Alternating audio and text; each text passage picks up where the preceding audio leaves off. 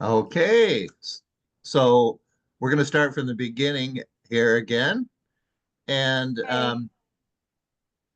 this is our annual Telebration event that started in 1988 by J.D. Pinkerton out in the Tennessee area. And he got some people together to swap stories. And from that gathering, it grew all across the country and out of the country into Europe. It's now in India, it's in Australia, and it was promoted by the group called NAPS, the National Association for the Perpetuation and Presentation of Storytelling. Our local group, the Storytelling Association of California, with the beginning of one of our board members, Marion Ferrante, started paired storytelling. And with paired storytelling, what we're doing today is the Sacramento Storytellers Guild and the Storytellers of San Diego have joined forces, and we each are providing 3 storytellers. And there's lots of other Telebration events throughout California, 2 other paired groups and some individual Telebrations. And throughout November, they are all over the world. So please welcome the MC for today from the Sacramento Storytellers Guild, who will introduce Sacramento Storytellers. She's our upcoming board president and a fabulous storyteller, Karen Daly. Thank you, Ed, for that wonderful introduction. I hope I could do as well for our 3 tellers today. Our first teller is David, and he is a retired public servant who turned to storytelling. And he loves, I can say, underline, loves telling first personal stories or historical fiction stories, but he really has the skill to tell American tall tales. And his story today is titled Creeling, Creeling, David Tarvin.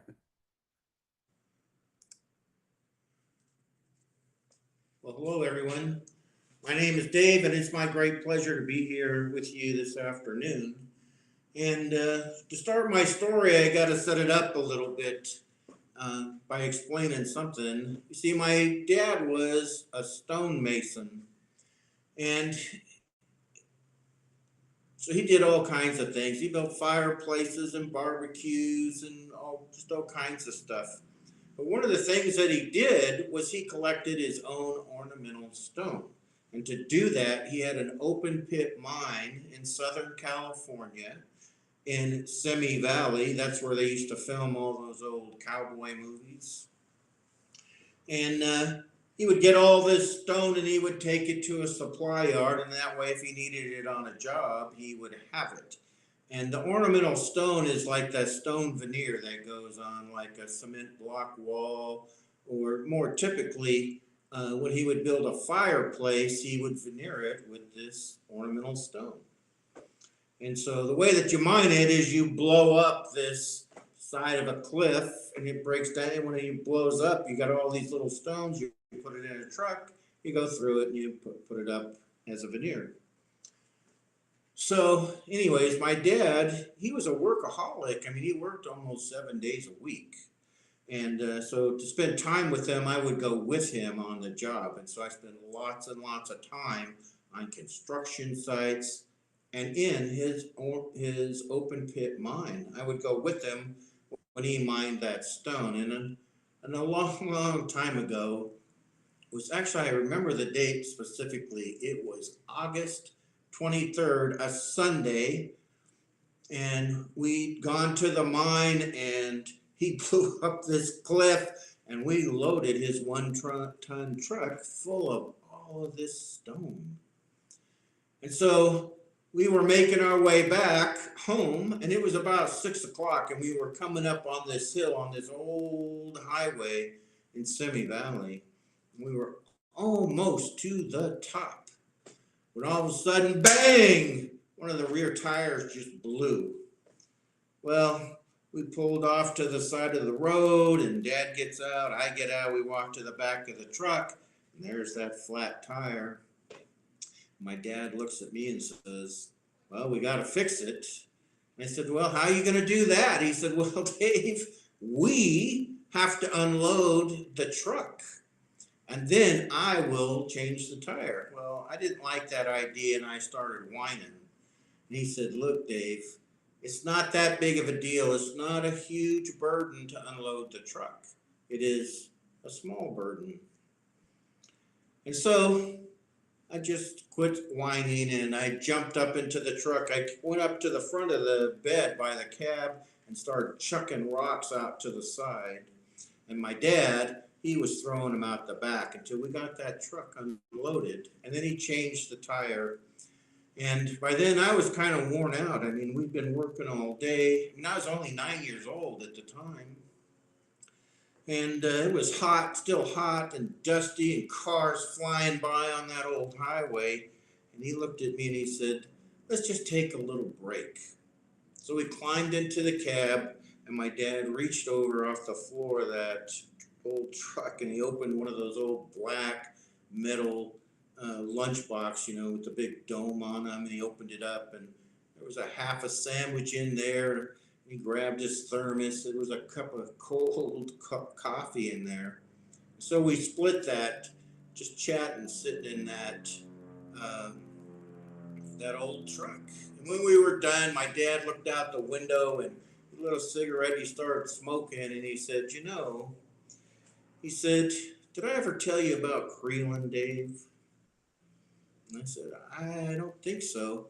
He said, when I was a boy back in Alabama, there was this old boy from the old country. And he used to tell us all these stories about the old country. And one of them was about creeling. And he said, creeling refers to a big basket, like a fisherman's creel. He said, well, back in the old country, they had big creel baskets that fit on the back of men's backs. He said fishermen in those days would go out to sea, they would fish would be in the boat, they'd come to the shore, they would put the fish into the basket, load the basket up onto their backs like a backpack, and that way they could carry this big load of fish into the village to sell. And he said in those days, if a young man was in love with a young woman and wanted to be married, what he would do is he would put on one of those creeling baskets, and he would go to her house, and he would walk up the stairs, walk across the front porch, and he would bang on the door, and she would come to the door, and he would propose. And she would look at him and she would say, go creeling. And so he would start walking through the village. And as he passed his neighbors, they would stop, talk to him, and they would reach down on the ground. And they would pick these stones up off the ground and they would put them into the creel. And he would keep walking along, and people would come out of the shops and they would talk to him, and they would grab stones, and they would keep putting these stones one by one into that creel as he walked through that entire town until he got back to the woman's house, his intended's home. And he would walk up the stairs, he would walk across the porch, and he would knock on the door, and she would come to the door. Now, if she kissed him, that means she accepted his proposal, but she didn't have to, and she could once again say, go creeling, which they often did. And so the old boy would go, he would start walking through the village again, and again the neighbors would stop, and the shopkeepers would come out of the stores, and they would engage in conversation. And as they were doing that, people would again reach down to pick up stones, but often they would put one stone in and they would take one stone out. Well, he would make his way all the way through the town again, and again he would come to his intended's home, walk up the stairs, walk across the porch, knock on the door. She would come to the door and give him a kiss. And then that was the acceptance of the marriage proposal. He said, and you know, Dave, that's one of my favorite stories because story is symbolic. It's about men have to show that they can accept responsibilities and burdens and that they can carry them. And there's a big difference between big burdens and little burdens. And let me tell you, Dave, life is full of little burdens that we must carry. Well, after that, we got out and we loaded the truck back up and we headed back out onto that highway. And before you know it, we're back in San Fernando Valley. We get to my house and Dad parks the truck. We walk into the house and there's my mom. She was not happy. By now, it's late at night. She was like, you go sit at the table. Dinner's in the stove. I'll go get it. So we sit at the table, no one better than to argue with her or say anything. She's agitated like that, and she brings out this plate with the tin foil on it and uncovers it, and we sit there and start eating it, and she walks over to the kitchen sink and she starts washing dishes, and the whole time she's mumbling. She's still pretty angry. And then she turned and she said something to my dad. I can't remember quite what it was. But he just looked at her and smiled. I thought she was really angry. She kind of scared me for a minute. And I looked at my dad. And my dad looked at me and he smiled. And I was like, and then I realized she's not really mad. And as I was looking at him, he had this big smile on his face. And his eyes glistened a little bit. And he said, Dave, stones.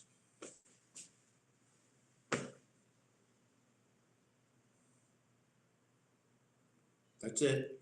Thank you, David. Thank you for that wonderful story.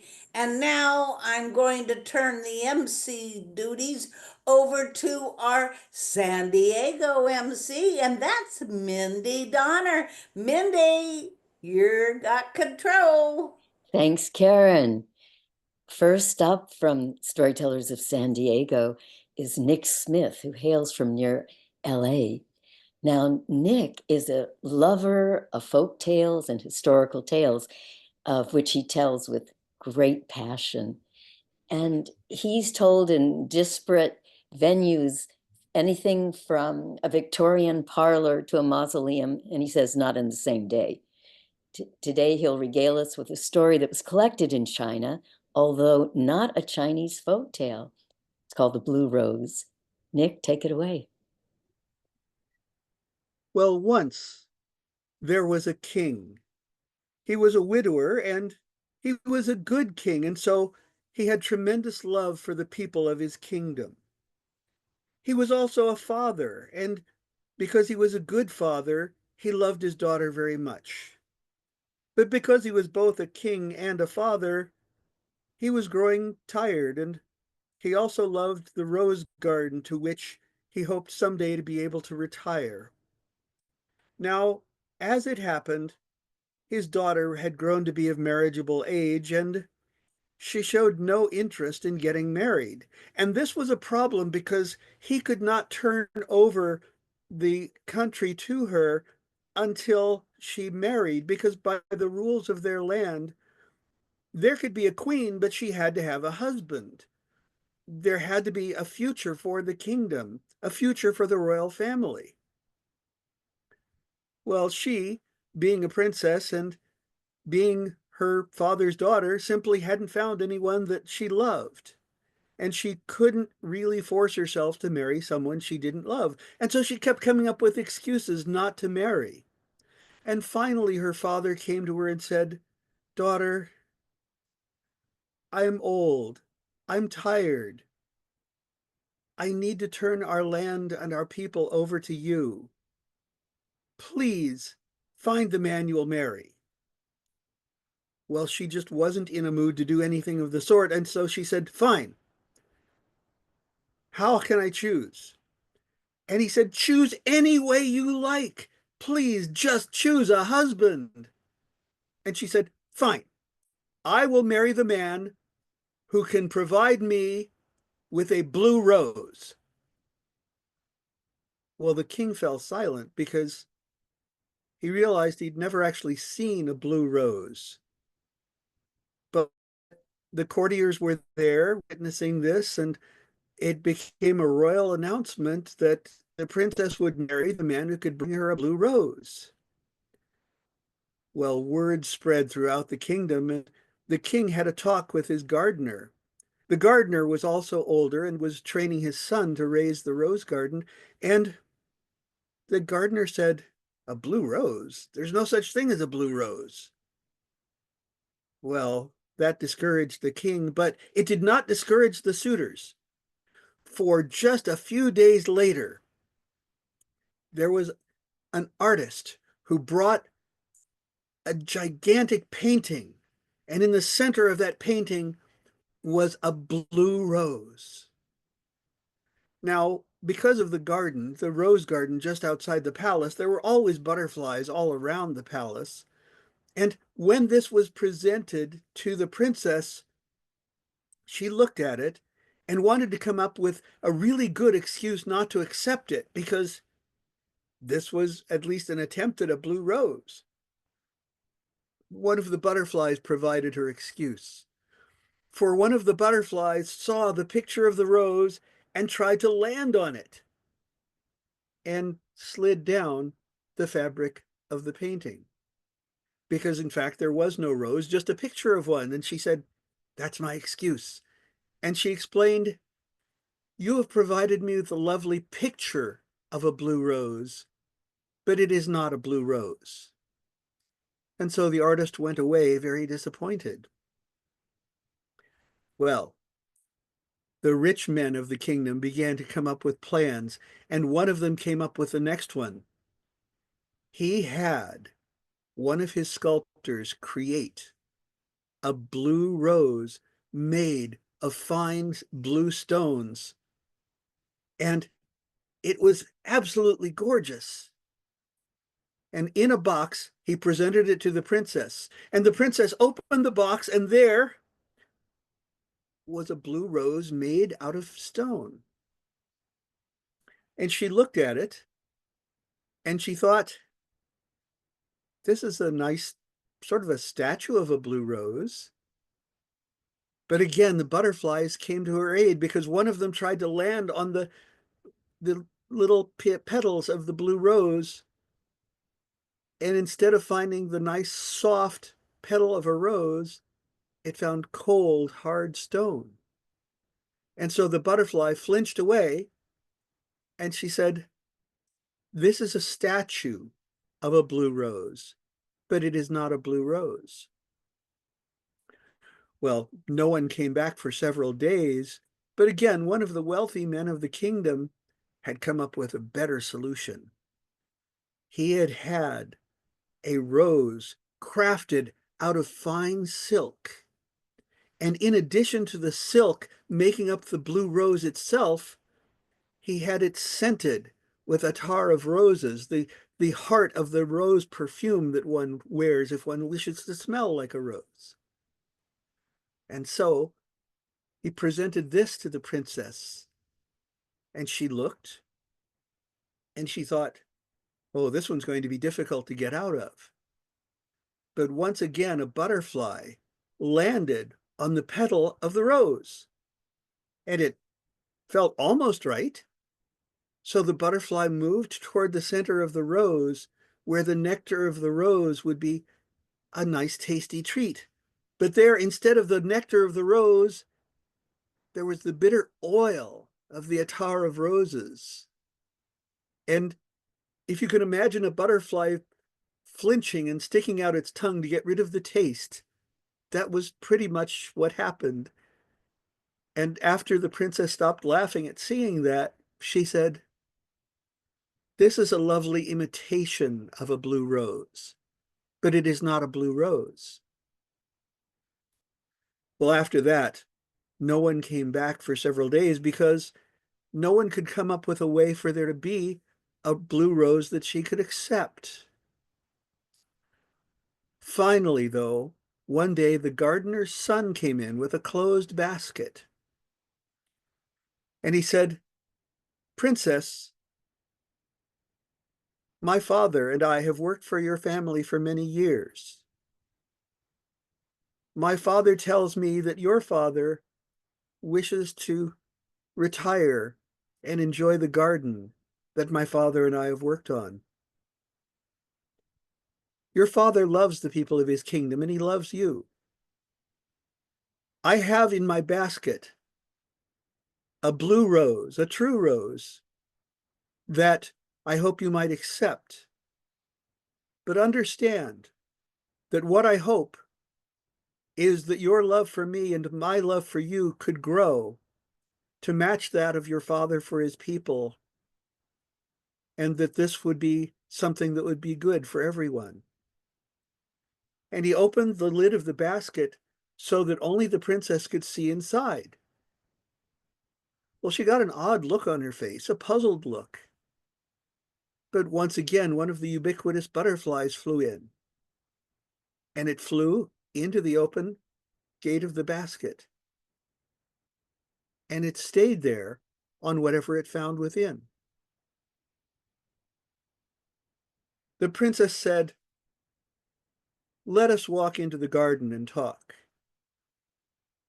And they did, and a few minutes later she returned and said, "The gardener's son has provided me with a blue rose, and I will take him for my husband." Well, the king broke out in laughter, and the people in the court cheered. But the princess didn't show the contents of the basket to anyone. And she and the gardener's son went out and walked again in the garden. The king immediately went to the gardener and said, "Where did your son find a blue rose? I thought you said there weren't any." And the gardener said, "I still don't know of any place that there could be a blue rose, but let me look and see if he's grown something in the garden." And the king and the gardener walked every pathway of the rose garden. And all they found was that one of the rose bushes, one that grew the finest white roses in the entire kingdom, had had something snipped from it. Well, neither the king or the gardener ever said anything about their findings, but they went in and celebrated the engagement and later the wedding. And so it was that the king and the princess and the gardener's son, and even all the butterflies of the garden, as well as the people of the kingdom, lived happily ever after. And that's the tale of the blue rose.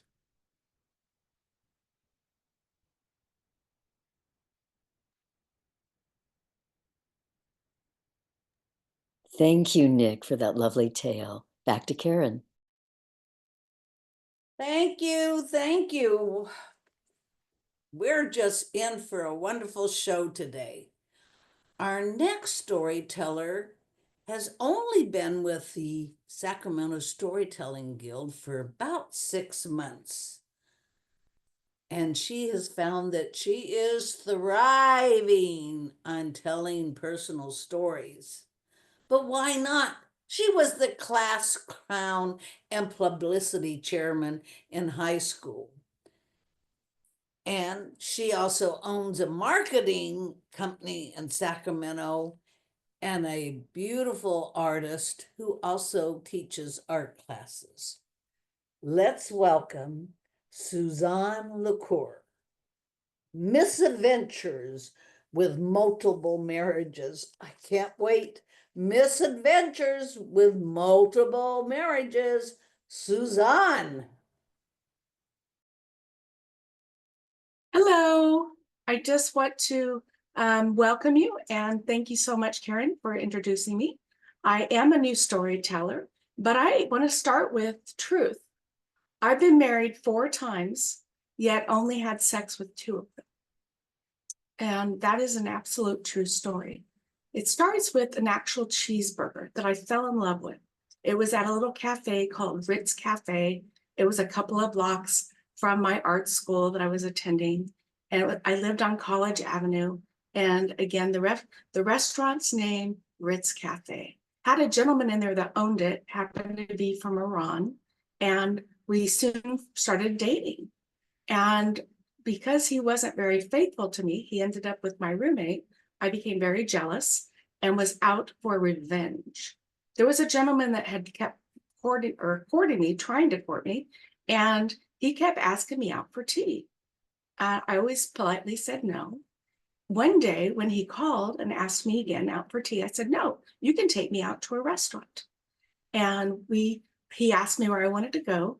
I wanted to go to the Ritz Cafe and have one of those cheeseburgers and make Nasser jealous. It didn't really work out the way I planned. We went there and they got in an argument and we were kicked out. But Amir took me to a really nice Persian restaurant where they all treated us like family. And then he took me to the pier to look at the ocean and enjoy ourselves. And as I got into the car and we parked on the shore of the Bay Area, we were looking at each other and he said, lay down. I'm like, oh my gosh, I'm going to be raped. I was really scared. And I tried to get out of the, hold my hand on the door. And he said, you have the most beautiful eyes. And I said, so do you, really nervously. And he said, thank you. And then he popped out an eye. He held it in his fingers. And I was shocked, obviously. And again, I tried to escape the car. And he said, no. I was in the Iran-Iraq war and I was injured and shot 7 times. So after a few more dates, I got to meet his best friend, Baram. And Baram Mamarzadeh happened to be the son of a treasurer of the Shah of Iran. And when the Ayatollah took over for 10 years on the anniversary of his reign, he ordered the execution of the firstborn sons of all the cabinet members. Well, when I was told this by Baram, I'm like, that can't happen. You've got your visa here, you're going to college. And so I did my research, looked like the only way was to marry him. So even though Amir and I were dating, we decided to go to the city hall in San Francisco and get married. We did. And I went home with Amir and we just didn't really talk about the marriage. Maybe 6 months later, we had actually gotten through the divorce and Baron and I were no longer married. And so Amir and I, even though my parents were disapproving, he was an atheist and we were Christians, he asked me to marry him. So I was going to prove to my parents that he was right for me. Took him to church camp where he worked in the kitchen with my parents. And for 1 week, he would sit outside in the afternoon under a tree and offer candy to kids that would say that they didn't believe in God. Now, kids would take the candy and then they would say, ha ha, I believe in God. And then they would skitter off. And almost every day, other children would take the candy. Well, we got married and I found myself to be pregnant very soon. After we had a beautiful son, he got mad at me and opened the door when I came home and took a baby bottle and broke it on the side of my face. Well, I wasn't going to be in an abusive relationship. And so we separated. After a few months, we got back together and it didn't happen. It happened once more. That time I got a divorce and I went back to my parents and I cried a lot. And they said it was because he was an atheist and they were going to introduce me to a Christian man. And on my door, there was Armando. And he said, I am Armando. I'm here for you. He had just come from South America and he was a missionary. And so with his Bible in hand and his big water bottle, well, way before water bottles were popular, he came into my home and my friend took an interest to him. Well, that wasn't going to happen. Even though I had no interest, I was going to start dating. And I did. And we had a very romantic relationship. It was very passionate. And we ended up in the altar because my parents didn't want me to have premarital sex. So I got married just a couple of months after meeting him. On our wedding night, which I couldn't wait for because he wouldn't have sex with me because we weren't married. I had my beautiful nightgown on and had candles and music. He came to bed and he said, I hate to tell you this, but that water bottle that I've had with me all the time, it's been full of vodka. And this is the first time I've ever been sober since I met you. I took a deep breath. We can get through this. We can get through this. And he said, oh, I have one more thing to tell you. I'm in love with my best man, Gordon. I was shocked. I had married a gay alcoholic missionary. I later called him a gambler. But Miss Manor said that you have to return all the wedding gifts until you have been married at least 3 months. I got a VCR. I was not going to let that VCR go. So we faked our marriage for 3 months and then we got the marriage annulled. And I didn't, I stayed single for about 10 years and I dated a few people once in a while. But one day I was at a coffee shop by my house and this 6'5" handsome man came up to me and I was having my cup of tea reading the newspaper. He said, can I buy you a cup of coffee? And I said, does this work for you? And I put my newspaper down. It was Lavender Heights. And I thought surely he had been taken away, which was a predominantly gay neighborhood, and that he was gay. And then as he backed up with his hands up, I realized he wasn't gay. And so I said, wait a minute. You can reimburse me. So he took a crumpled $5 bill and put it on the table. And I said, oh, I tipped her 20. Well, later that night we went out and I wanted to make sure that he was all that he had said he was, and also that he was truly so handsome I couldn't resist him. A few months later, we got married and we were happily married for 13 years. And one day we got the news his father had killed himself. And it was tragic news. And we went and we took care of the funeral arrangements. And when we returned, he had received over $1 million, stocks and bonds, a house, and a car. He said, I have to go to my financial advisor. And I started to grab my coat. And he said, no, I have to do this by myself. He returned with a letter stating that I needed to sign it and get it notarized. And it was that I was going to be eliminated from any of the income that he had brought in from his father's. And I said, I'm not going to sign that. So he moved out the next day. And it was tragic and I was really heartbroken. But I can tell you this much, if a man asks me out again, we're going to start with tea. And I'm probably the only person on the face of this planet that can say I had sex with my second husband on the wedding night of my first. Thank you.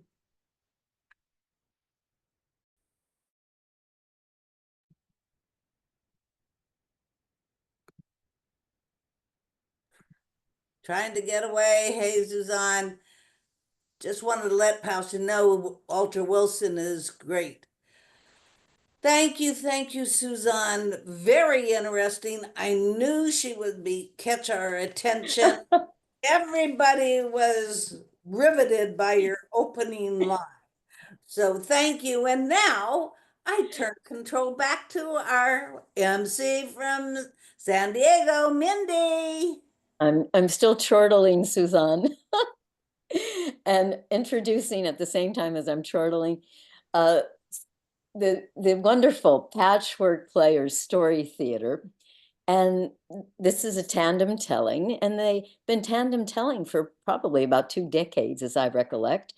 They're also solo storytellers, and they've been working in the Healing Arts Department of Rady Children's Hospital here in San Diego for 19 years.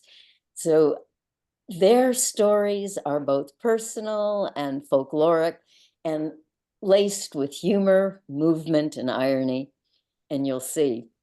So they are telling their version of a folk tale from Iraq. Patty, Christensen and James Nelson Lucas. Ah, yes. Well, our tale takes place in a sun-baked land where the harsh winds blow secrets and mysteries of empires long fallen. It is here in this land that we learn the story of two single grains of sand that are destined to meet each other.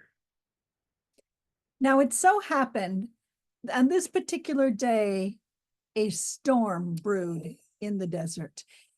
It wasn't just a small storm, it was a sandstorm of epic proportions. The sand was blowing so much, it blotted out the light of the sun. And there was a young traveler who was traveling along.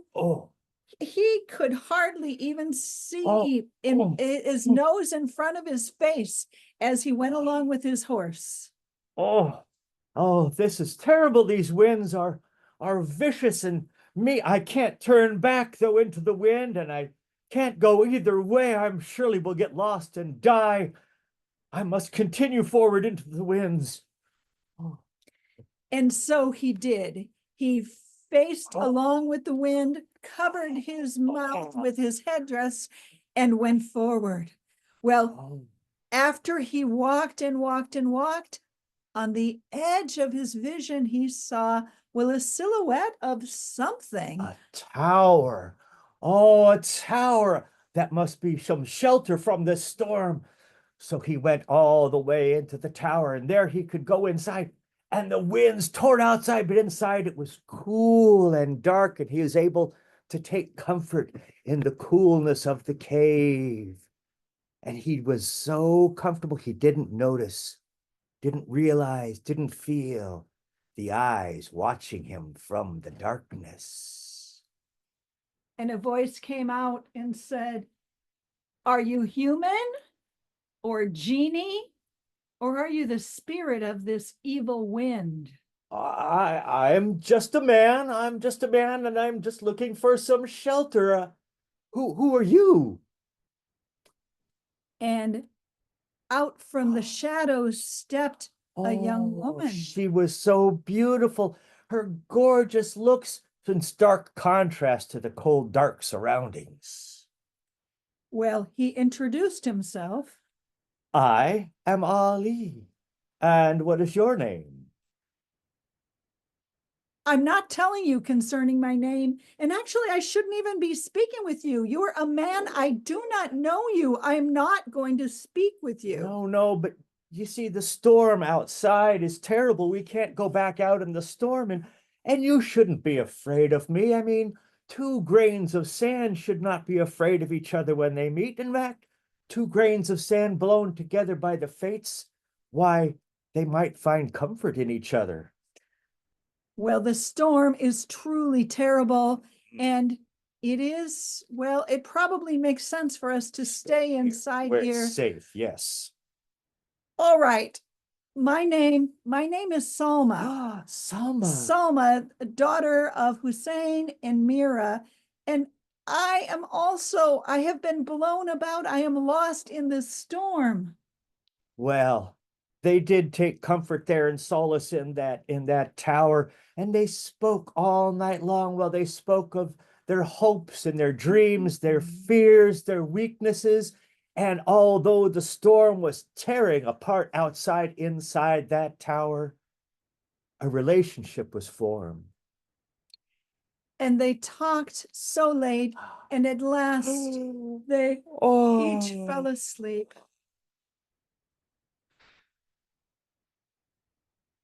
But at last, fate came upon them, because when the storm stopped, Salma had slipped away into the night.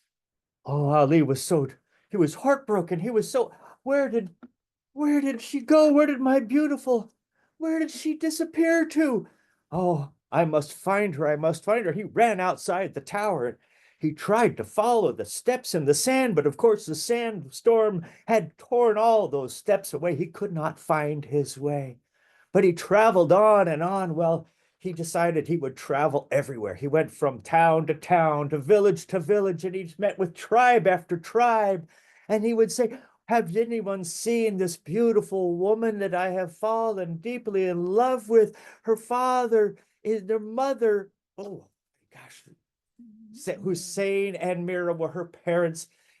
But all of the villagers and the folks and everywhere around, they were like, They would all look at him like he was crazy. might be because he had been traveling around, hadn't bothered to wipe the sand from his hair or beard trim, nothing. And they all said, well, there's hundreds of men whose name is Husan, and many of them have wives whose name is Mira. And oh my goodness, the number of young women whose name is Salma. Oh, how do we know anything about such a woman that he looks for?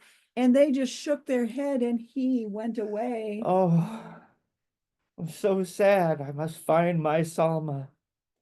Until one day he had searched for days and weeks and months, and now it had been years, and they trudged away. And then the rains came. There was a great grand storm, a deluge that came into the desert, and it came so quickly. Oh. It's almost as though the heaven was weeping for his plight. Oh, and the storm was terrible, worse than the sandstorm even. He couldn't see beyond his horse's ears, and the river started rising, and everything was wet, and the wind was blowing, and he was trudging on through. Oh. And there on the distance, he saw, well, a mound of something. Oh, a mound. Oh, so he continued on. The rivers were rising, and he was almost ready to drown him and his horse, and he pulled and half swam him and his horse towards the mound, and he collapsed. And then fate intervened again, because from the land reached into the swirling waters Oh.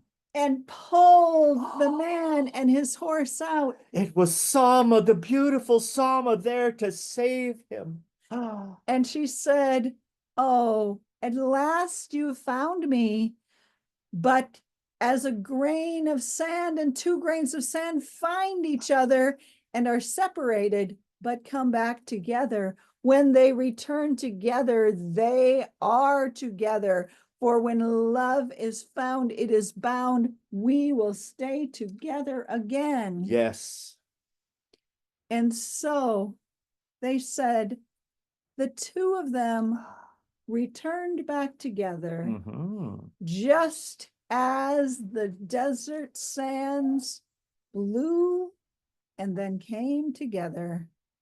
And the two of them, they say, people told stories of their love for many, many years. The man and the woman, grains of sand who were blown apart and came back together. Yes. The story of two grains of sand.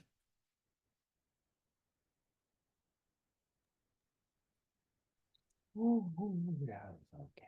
To see the world in a grain of sand. Yes, Patty and James. Take it away, Karen.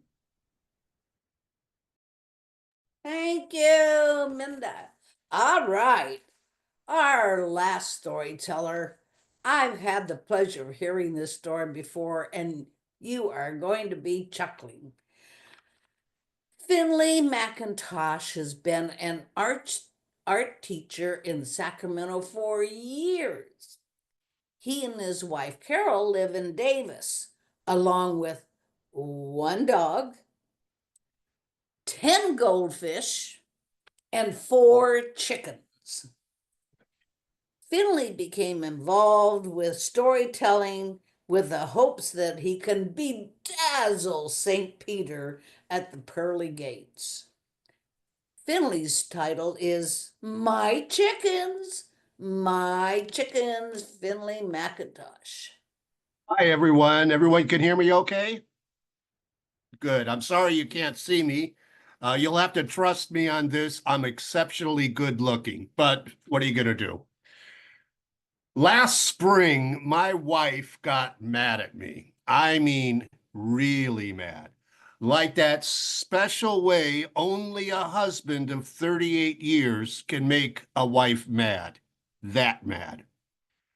So I was home underlining passages in my Bible when Carol asked me to get something at the hardware store.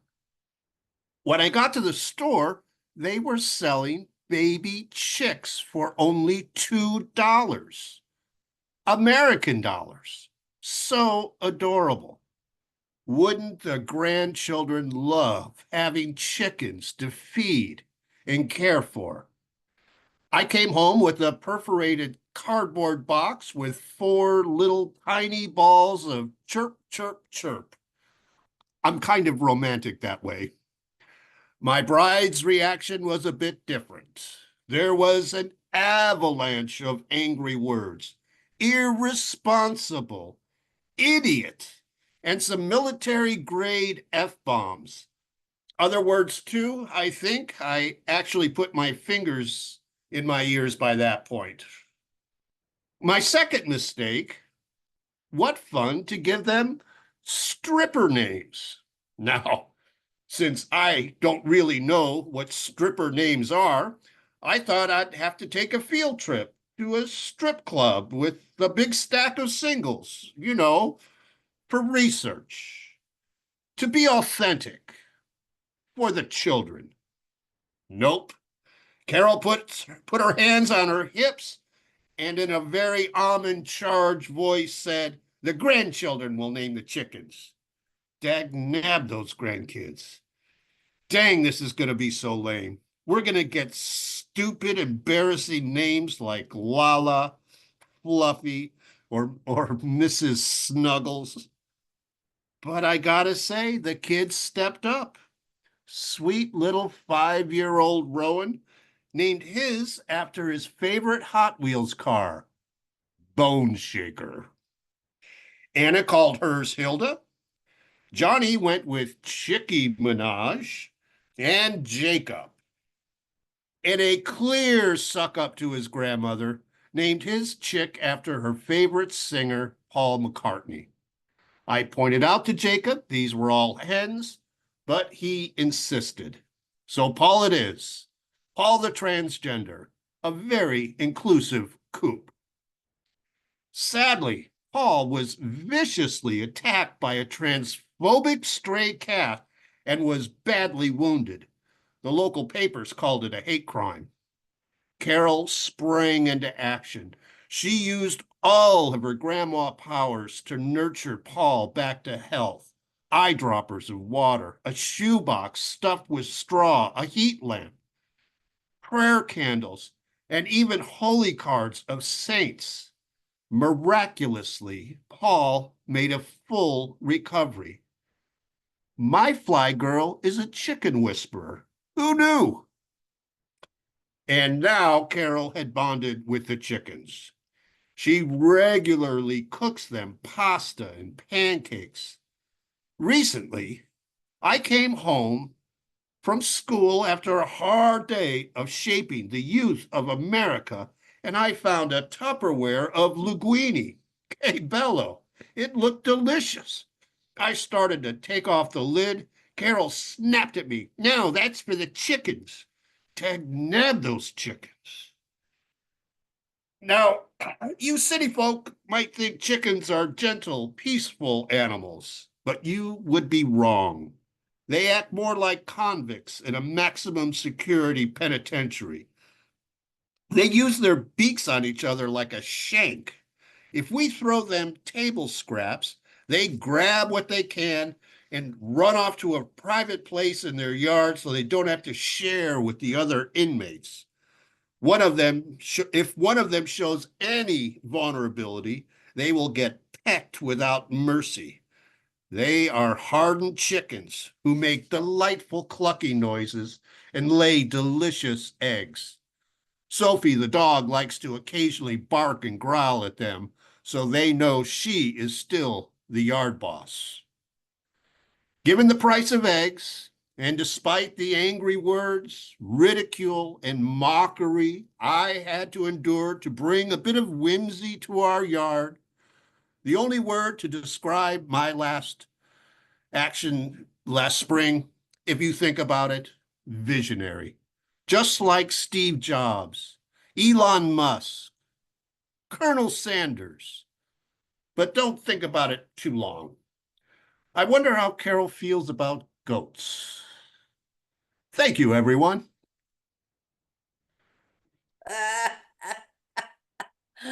Finley, you've even embellished it more. I so love your story. Thank you. Thank you. Thank you. It's fun. It's fun. I was snickering throughout. And now for our last storyteller, I'm going to go back to Mindy to introduce number 6. And I am introducing myself, number 6. I am Mindy Donner from Storytellers of San Diego. And here's my story. I'm standing up to tell. And this story is called Sheepskin Girl. It's inspired by a folktale, a Turkish folktale by Barbara K. Walker. There were a man and a woman, a couple. They were a grand couple, so in love, so bonded. And they had a little girl named Perihan. Now, the woman took ill suddenly, so ill. She called to her husband, "I'm not long for this world. Here, take my bracelets. You will seek a woman and whose wrist can fit into these bracelets to be a wife for you and a mother for Perihan." And she died soon after. The man was so filled with grief, he put the bracelets away and he did not seek another woman. Now, Perihan grew and grew and blossomed into a teenage young woman. And she was rummaging through some drawers and she came across, oh, some beautiful clothes. And then, oh, look at these. Father, father, look, they fit. And her father came running. He turned ashen. He told her of the promise he had made to her dying mother. "Oh, father, don't worry. You have not sought me. And I'm still young. Of course, I can fit into any bracelet. I will go on a journey and seek a woman whose hands will go into these bracelets. A woman for you." And she did. And she packed a knapsack full of bread and cheese and put her elegant shoes therein.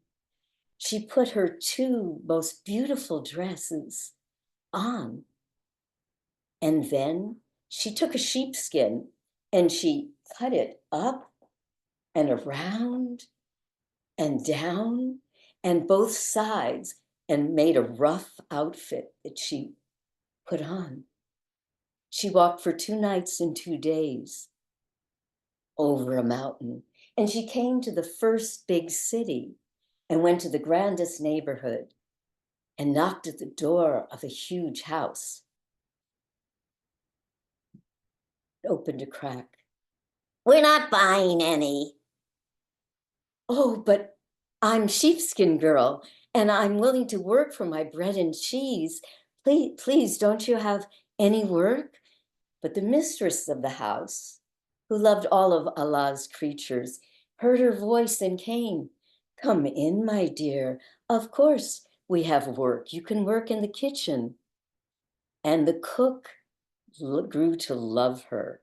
Now, the kitchen maids would gossip. "Oh, she must smell that sheepskin." "Oh, yes, she probably does."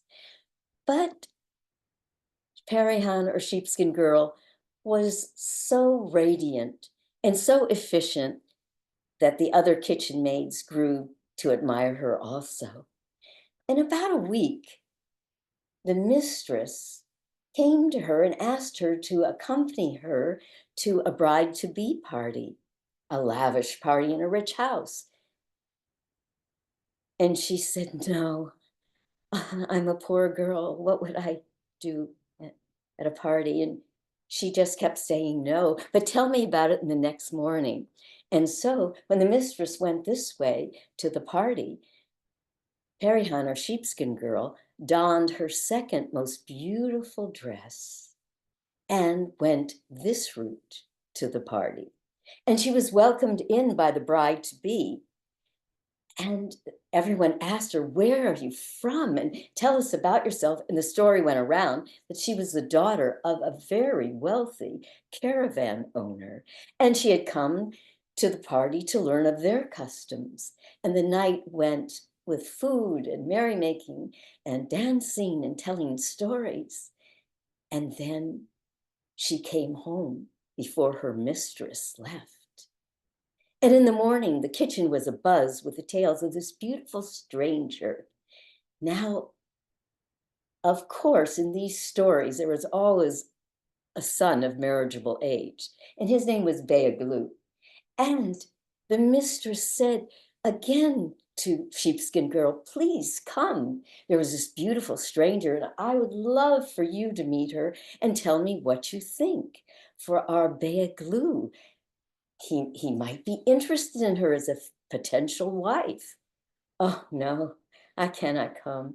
And again, she begged off. And Beaglu had made an arrangement with the bride-to-be's parents that he might go on the roof and remove a roof tile and watch the party to catch sight of the beautiful stranger. The mistress left one way, and Perihan, or sheepskin girl, brushed her hair till it shone, put on her most beautiful dress, the dress, because that's the sound it made when she walked, and she went a third route. And again, she was welcome into the party, and the bride-to-be couldn't let her go. And everyone begged her, oh, show us your dance from where you're from. And well, I can show you a few steps. And she danced, and she danced, and how she danced. And then Beaglu saw her beauty and dropped his ring right through the roof on the floor. And she picked it up and put it in her bodice, not missing a step. Well, I, as your storyteller, cannot do that without missing many steps. In any event, the evening was coming to an end. I have to go now. I have to make preparations with my father. The caravan is leaving tomorrow, but oh, I have a game for us. This bracelet from my land, if anyone can fit into it, it's yours as a prize. Oh, everyone tried, but none could get their hand in the bracelet. Oh, I'm so disappointed. Can anyone here wear this? Has everyone tried? Shyly, from the back of the room, her mistress said, I haven't tried, should I? Yes, please. And she put her hand and wrist right through the bracelet. Oh, Perihan kissed her on the hand and knelt down and put her hand to her head. And then she left quickly as she had come. The next morning, Beaglu was so smitten that he gathered a party of his friends to go on searching for this caravan, this fabled caravan. And so all the cooks baked some bread. He was a favorite of theirs. And they baked all different kinds of loaves of bread with different grains. And at the end, there was just a little lump left of dough.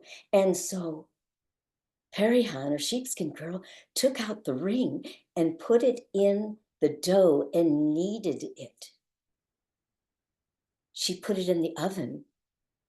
And when the cooks took out the loaves of bread, one of them said, oh, we can't put this little misshapen loaf in the master's bag. But Beaglu came in and said, oh, please put that in. We need every morsel. every grain of bread to take with us. And so they did. He got ready and he got his horse, and his two friends galloped off with him. They asked about the caravan at every well, at every village, at every town. Have you seen the caravan? I don't think so. Have you seen the caravan? Maybe it went that way. Oh, well, they traveled on to no avail, and they were getting hungry, and the sun was starting to set. And Beaglu reached into his knapsack, and there at the bottom was that strange, misshapen little loaf of bread. And his friends were riding off. No, we don't want to share that with you. We want a real dinner at the inn. And he bit into it. There was his ring. Come back, come back. We're going home. And they rode furiously all the way home. He came in, and his mother said, well, where is your bride to be? Where is she? I don't see her. Mother, just wait. She will appear. I am very, very tired. Could you make me some coffee and a refreshment to eat, and have Sheepskin Girl alone bring it to me? That was a little curious, but the mistress said, Sheepskin Girl, please deliver this to Beaglu, and please comb your hair. And she brushed her hair again till it shone, and she put on the dress underneath her sheepskin, and she went to his room carrying the tray. Come in. And he asked her for an experiment. Would you just stand in the middle of the room, please? And she did. He took a big pair of shears, and he sheared and cut up the sheepskin and down the sheepskin and up the sheepskin until it lay all around her in a pile. And the mistress could not contain herself. She just wanted to look in, and she knocked and she peered in. Are you killing her? Oh, no, Mother. The treasure was here. Our treasure was here all the time. Sheepskin Girl and Beaglu were betrothed. And Sheepskin Girl begged, I want to go home to invite my father. He is not a rich caravan owner, but he is a fine man. And she was given leave to go home. Her father came to their wedding, which lasted 40 days and 40 nights. And then he gave the bracelet to Beaglu's mother, and it fits perfectly like the first one. And they were betrothed and wed, and that celebration lasted 40 days and 40 nights.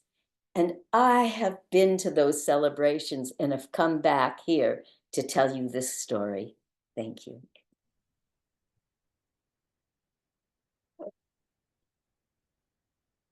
Thank you, Mindy. Oh, what a great story. Thank you for sharing. Besides being a wonderful MC, you're a wonderful storyteller too.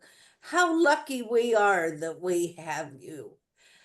I now turn control back to Ed because we have to tie this all back up to keep our time. Ed, you've got control. All right. Well, thank everyone who came to listen today. And unfortunately, you had to listen to some things in the beginning that weren't very pleasant, but thanks to Procrity, our technician, who does a fantastic job, she got us back on track and we were able to finish our program. It was a fantastic program. All these storytellers are just so amazing. I've heard all of you before, and I have thoroughly enjoyed hearing you again. So thank you to the Sacramento Storytellers Guild and the Storytellers of San Diego.